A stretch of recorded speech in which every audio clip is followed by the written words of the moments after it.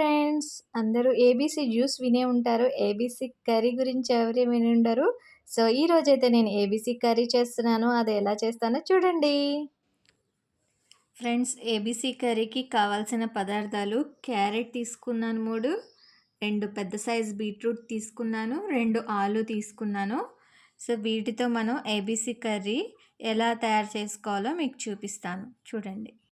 ఇలా అన్నిటినీ పీసెస్‌గా కట్ చేసుకొని స్మాషర్‌లో వేసుకొని తిప్పుకోవటమే అనమాట. చాలా చిన్న చిన్న పీసెస్ వస్తాయి. చాలా బాగుంటాయన్నమాట. తొందరగా ఉడికిపోతాయి ఇవి బీట్రూట్, క్యారెట్, ఆలు అనేవి. సో, ఇలా అనేది స్మాషర్‌లో వేసి స్మాష్ చేసుకోవాలి. సో, చూడండి ఫ్రెండ్స్, ఎంత బాగా కలర్ఫుల్‌గా కనిపిస్తుందో. స్మాషర్‌లో వేస్తే ఎంత చక్కగా వచ్చేసినాయో పీసెస్ అవన్నీ. ఈ స్మాషర్‌లో అయితే చాలా బాగా వస్తాయి. నేను 6 ఇయర్స్ నుంచి వాడుతున్నాను వీటిని. చాలా బాగా వస్తుంది. కూర కూడా చాలా బాగా ఉడికొస్తుందనమాట. సో, ఇప్పుడైతే ప్రాసెస్‌లోకి అయితే వెళ్ళిపోదాము. అయితే బాండీ పెట్టుకొని దాంట్లో ఆయిల్ అనేది పోసుకుందాము. ఫ్రై కదా, కొంచెం ఆయిల్ అనేది ఎక్కువే పడుతుంది. ఆయిల్ అయితే వేడెక్కుతుంది. దాంట్లో మనం తాలింపులు అనేవి వేసుకుందాము. తాలింపు గింజలు, కట్ చేసిన ఉల్లిపాయలు, పచ్చిమిర్చి ఇప్పుడు వేసేసుకుందాం.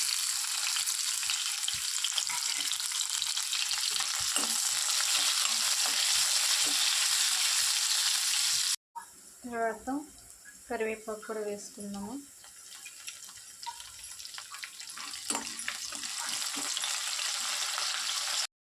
పసుపు యాడ్ చేసుకుందాం.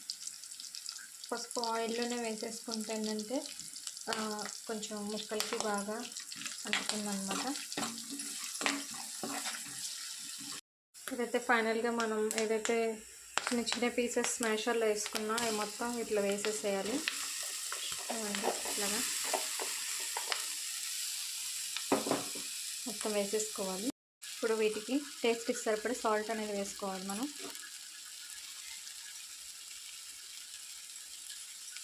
వేసుకున్నాక కొంచెం బాగా మనం కలుపుకోవాలి. చూడండి ఎంత బాగా కలర్ఫుల్గా కనిపిస్తుందో. మొత్తం ఇలా బాగా మనం కలిపేసుకోవాలి. ఇదైతే మనం బాగా కలుపుకున్న తర్వాత ఒకసేపు ఒక 10 to 15 మినిట్స్ దీన్ని బాగా ఉడకనివ్వాలి. కూర అయితే ఒకసారి చూద్దాము తీసి ఇట్లాగా. సో, చాలా బాగా ఉడికిందనమాట. సో, దీంట్లో మనము కారం వేసుకోవాలి. కారం అనేది లాస్ట్లో వేస్తున్నానండి. లాస్ట్లో వేసిన తర్వాత ఒక 2 మినిట్స్ ఉంచేసి మనం తీసేయటం అనమాట. చూడండి, కారం వేసాక మనం కలుపుకోవాలి బాగా. ఇప్పుడైతే కూర టోటల్గా రెడీ అయిపోయిందండి. ఇది మొత్తం మనం చిన్న చిన్న పీసెస్గా కట్ చేసుకున్నాం కాబట్టి తొందరగా ఉడికిపోతుంది కర్రీ కూడా. సో, ఇట్లాగా చేసుకొని మనం ఒక 2 మినిట్స్ కోసం మనం కారం వేసాక ఉంచుకోవాలి. ఇప్పుడైతే కర్రీ ఉడికింది కదా. సో, దాంట్లోకి మనం ఇంకా దించేసే ముందు పైనుంచి కొత్తిమీర అనేది చల్లుకోవాలి. ఇట్లాగా చూడండి, చాలా బాగా వచ్చిందనమాట కర్రీ కూడా. సో, ఇట్లాగా మనము ప్రిపేర్ చేసుకోవాలి. సో, సింపుల్ అండి, చాలా ఈజీగా చేసేసుకోవచ్చు ఇది.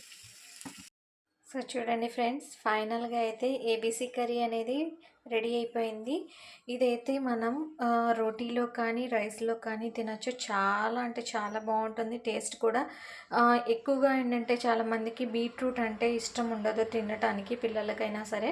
సో, ఇలాంటప్పుడు ఏంటంటే మనము జ్యూస్ చేసి పల్పు వేస్ట్ చేసే కంటే ఇలాగ మనం ఏబీసీ కర్రీ చేసుకుంటే మనకి టోటల్గా దాంట్లో ఉండే న్యూట్రిషన్స్ అన్నీ మనకి బాడీకి వచ్చేస్తాయండి. సో, అందుకని చెప్పేసి మీరు కూడా ఏబీసీ కర్రీ అనేది రెడీ చేయండి. మీ ఇంట్లో మీ పిల్లలకి పెట్టండి. చాలా అంటే చాలా హెల్తీ రెసిపీ అనమాట. నచ్చితే నా వీడియో లైక్ చేయండి, షేర్ చేయండి, ఎట్లా వచ్చిందనేది కామెంట్ చేయండి. Thank you.